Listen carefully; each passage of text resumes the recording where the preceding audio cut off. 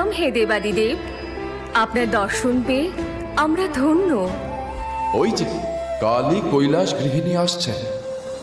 হে ভিন্নাঞ্জন শ্যামলে কালী, অতিথি সৎকারের কি ব্যবস্থা রয়েছে? সুন্দরী অপ্সরারা আজ কৈলাসে এসেছে।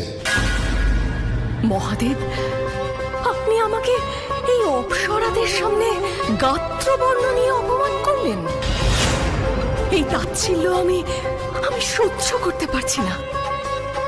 আমি সংসারে মন দিয়েছি দেব আপনার জন্য। আমি আপনার অপমানের যোগ্য প্রত্যুত্তর দেব। এই কৃষ্ণ কোষ আমি এখনই পরিত্যাগ করব। মহাগৌরী রূপ ধারণ করে আমি কৈলাসে বিরাজমান হব।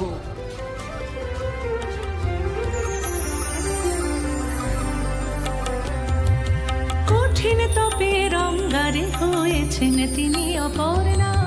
কৃষ্ণ কোষে তার শরীরে তিনি হলেন কৃষ্ণ।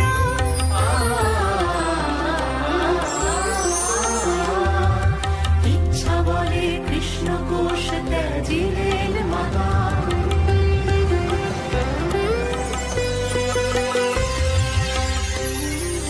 কালো আভানি কোষিল পড়ল সরোবরে।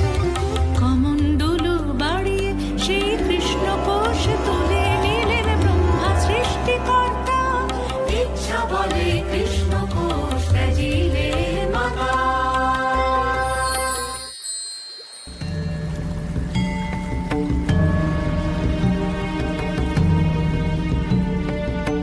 অতঃপর দেবী পার্বতীর কৃষ্ণ কোষ থেকে জন্ম নিলেন দেবী কৌশিকী। আমি বিরাজি নানা রূপে এই জগতে আপন ছন্দে। আমি বিরাজি নানা রূপে এই জগতে আপন ছন্দে। কখনো আমি মহাগৌরী, কখনো কৃষ্ণ রূপের বন্ধে। আমি আভা, আমি আধা, আমি সৃষ্টি সংহার। নানা রূপে অশুভের নাশে নিত্য স্থিতি আমার। নিত্য স্থিতি আমার। নিত্য স্থিতি আমার। তোমার এই মহাগৌরীর রূপ ধারণ করার ফলে জন্ম নিয়েছে দেবী কৌশিকী। দেবী কৌশিকী বধ করবেন শুম্ভ নিশুম্ভ লঙ্কার অনুচরদের। সেই কারণে তোমাকে অপমান করতে বাধ্য হয়েছিলাম আমি,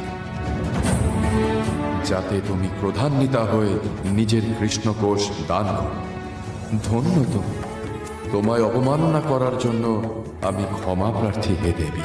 দেবগণ, আপনারা অবিলম্বে স্বর্গরাজ্য ফিরে পাবেন। জগতের কল্যাণ হোক। মহাগৌরীর শুভ্রবর্ণা, তিনি চতুর্ভুজা, বৃষভ বাহিনী। তার দক্ষিণ হস্তে ত্রিশূল ও অভয় মুদ্রা, বাম দিকের দুই হস্তে বর মুদ্রা ও ডমরু।